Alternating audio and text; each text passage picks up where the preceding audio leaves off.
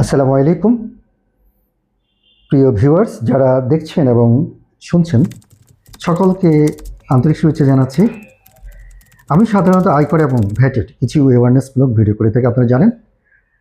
আজকে যথারীতি আমি আয়করের একটি বিষয় নিয়ে খুব সমসাময়িক এবং খুবই গুরুত্বপূর্ণ করদাতাদের জন্য এই বিষয়টি নিয়ে আলোচনা করব। সেটি হচ্ছে ডিজিটাল পদ্ধতিতে করদাতার তথ্য সংগ্রহের বাধ্যবাধকতা এবং একজন সচেতন করদাতা হিসেবে আপনার কী করণীয়, এই বিষয়টি নিয়ে আলোচনা করব। আলোচনায় আমি নূর আহমেদ দিদার, একজন আয়কর আইনজীবী এবং ভ্যাট কনসালটেন্ট।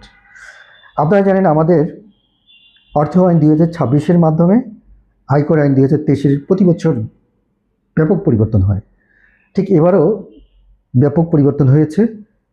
হ্যাঁ, এই পরিবর্তনের মধ্যে যে একটি গুরুত্বপূর্ণ ধারা, সেটা হচ্ছে ধারা 200 ক, যার মাধ্যমে আমাদের রাজস্ব বোর্ড করদাতাদের ডিজিটাল যেই ডাটাগুলো, ডিজিটাল পদ্ধতিতে ডাটা সংগ্রহের একটা আইনগত অধিকার লাভ করেছে। আমাদের ধারা আগে 200-তে যেটা ছিল, সেখানে শুধুমাত্র তারা লিমিটেড ওয়েতে তথ্য সংগ্রহ করতে পারত, কিন্তু 200 ক সংযোজন করার মাধ্যমে এপিআই যে বিষয়টা আসলো, অর্থাৎ ডাটা শেয়ারিং, তার মাধ্যমে আপনি যেসব অথরিটির কাছে আপনার কোনো অর্থনৈতিক কার্যক্রম সম্পন্ন করেছেন, যেমন ধরেন আপনি যদি কোনো ভূমি ক্রয় বিক্রয় করেন, ফ্ল্যাট ক্রয় বিক্রয় করেন, সঞ্চয়পত্র ক্রয় বিক্রয় করেন, কিংবা আপনার যদি কোনো এফডিআই করে থাকেন, ডিপিএস করে থাকেন, ব্যাঙ্ক অ্যাকাউন্ট করে থাকেন, এই ধরনের যে কোনো কার্যগুলো আপনি যে পরিসম্পদ অর্জন করার জন্য যে অথরিটিগুলো আপনাকে সহযোগিতা করে, তারা কিন্তু আপনার কাছ থেকে এনআইডির মাধ্যমে এই বিষয়গুলোকে সংরক্ষণ করে। এনআইডি যেহেতু একটা ডিজিটাল পদ্ধতি বা ডিজিটাল প্ল্যাটফর্ম, তার মাধ্যমে আপনাকে ট্রেসিং করে যে কোনো ডাটা আপনার এনআইডি লিঙ্কেজের মাধ্যমে যে কোনো সংস্থার ডাটার যেই ডিজিটাল ডাটাতে তারা ঢোকার অধিকার পেয়েছে।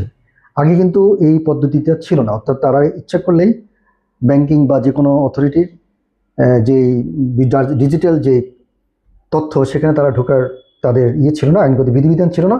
কিন্তু এবার 200 কয়ের মাধ্যমে সেই সুযোগটা আমাদের রাজস্ব বোর্ড বা কর্তৃপক্ষ অর্জন করেছে। তার বিষয়টা কি দাঁড়ালো, যে এখন আপনার আর কোনো পরিসম্পদ রাজস্ব বোর্ডের অজ্ঞাত বা তাদের জ্ঞাতসারের বাইরে থাকার সুযোগ নেই।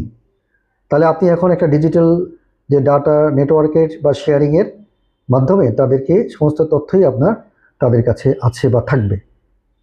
তো যাই হোক, আমাদের মূল কথা হচ্ছে যে যেহেতু আইনটা মাধ্যমে রাজস্ব বোর্ড এই সুযোগটা পেয়েছেন, তাহলে এখন থেকে আপনার আর কোনো সম্পদ পরিসম্পদ আর নেটওয়ার্কের বাইরে রাখার খুব বেশি সুযোগ থাকবে না।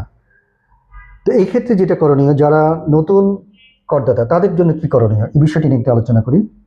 যদি আপনি নতুন একজন করদাতা হয়েই থাকেন, আপনার বিরুদ্ধে কোনো কার্যক্রম যদি গ্রহণ না করা হয়ে থাকে, তাহলে আপনি ইচ্ছে করলে আপনি এখন ডিক্লেয়ার করে আপনি আপনার আয়কর নেটওয়ার্কে চলে আসতে পারেন, আপনি টিন নিতে পারেন এবং এগুলো ঘোষণা করতে পারেন, এবং সেখানে বিধিবিধানগুলো পালন করলে এবং করার ফলে যদি কোনো কর দায় সৃষ্টি হয়, সেটা আপনি যথাযথভাবে পরিশোধ করে আপনি এই নেটওয়ার্কে চলে আসতে পারেন।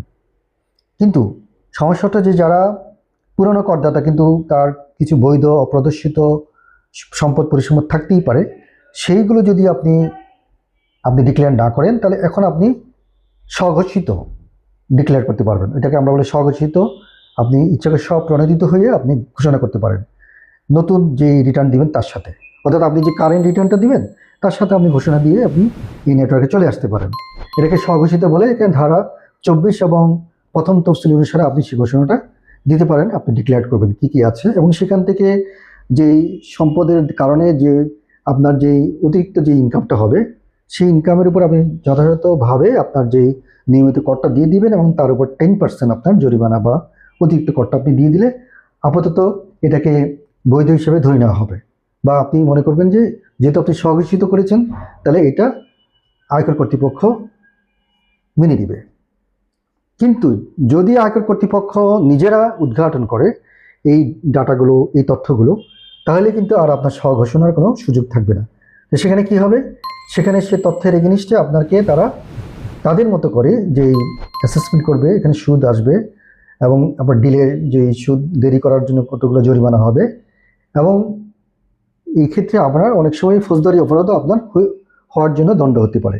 তো তাহলে যেটা বোঝা যাচ্ছে কি, যদি আয়কর কর্তৃপক্ষ 212 যেটা রিওপেনিং বিষয়, কিংবা যদি আপনার কোনো ফাইলে কোনো কার্যক্রম গ্রহণ করা হয় অর্থাৎ আপনার নোটিশ করে, যেমন 200 বা 200 কয়ের আলোকে যদি কোনো তথ্য উদ্ঘাটিত হয়, তাই সেক্ষেত্রে যদি আপনি নোটিশপ্রাপ্ত হন তাহলে কিন্তু সেখানে আর স্বঘোষণার কোনো সুযোগ থাকবে না, কিংবা 212 ধারায় যদি সেটা রিওপেন হয় তাহলেও আপনার স্বঘোষণার কোনো সুযোগ থাকবে না। তাছাড়া যদি 311 থেকে 313 কার্যক্রম গ্রহণ করা হয় ধারা, অর্থাৎ ফৌজদারি কার্যক্রম, সেখানেও কিন্তু আপনার আর স্বঘোষণার কোনো সুযোগ থাকবে না। সেক্ষেত্রে আয়কর কর্তৃপক্ষ আপনার জন্য কর দায়িত্ব নির্ধারণ করবেন, যথাযথ সুদ, দণ্ড, মানে আপনার যে জরিমানা এবং মানে প্রযোজ্য ক্ষেত্রে আপনার জন্য দণ্ডেরও ব্যবস্থা করতে পারবে বা দণ্ড আরোপ করতে পারে। তাহলে এক্ষেত্রে কিন্তু আপনাকে স্বঘোষণা যেহেতু দিতে পারবেন না, সেখানে অথরিটির সিদ্ধান্ত আপনাকে মেনে নিতে হবে। এই বিষয়টাই হচ্ছে আমার মূল বিষয়, আমি যেটা বুঝাতে চেয়েছি। অর্থাৎ এপিআই শেয়ারিংয়ের মাধ্যমে ডাটা শেয়ারিংয়ের যে অ্যাক্সেস আমাদের জাতীয় রাজস্ব বোর্ড এখন পেয়েছেন, সুতরাং আপনি এই তথ্যগুলো যেহেতু তাদের কাছে তথ্যগুলো আছে, আপনি স্বঘোষণাও দিতে পারেন অথবা তাদের কার্যক্রমের মাধ্যমে সেগুলোকে আপনাকে সম্পন্ন করতে হবে। এবং যারা নেটওয়ার্কে নাই তারা ইচ্ছা করলে এখনই মানে এই বিষয়টাকে ঘোষণা করে নতুন ফাইল হিসেবে আপনি নেটওয়ার্কে আসতে পারবেন। সেখানে যথাযথভাবে আপনি সরকারের প্রদেয় কর বা সুদ জরিমানা যা আছে সেগুলো দিয়ে আপনি আপনার নেটওয়ার্কে চলে আসতে পারবেন। এটি হচ্ছে মূল বিষয়।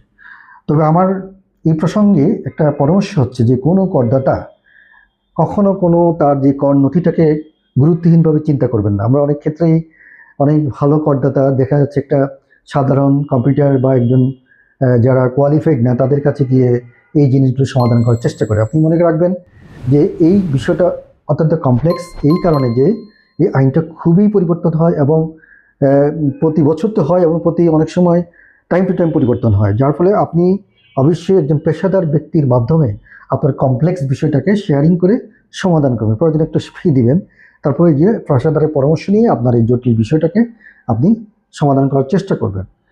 কোনোভাবেই মিসগাইডেড না হয়ে আপনারা গুরুত্ব দিয়ে কাজগুলো করার চেষ্টা করবেন।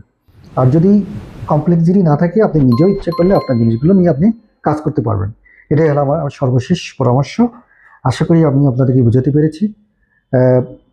ভবিষ্যতে অন্য কোনো সচেতনতা ভিডিও নিয়ে আসবো। সে পর্যন্ত সব ভালো থাকবেন, সুস্থ থাকবেন। সবাইকে ধন্যবাদ। আসসালামু আলাইকুম।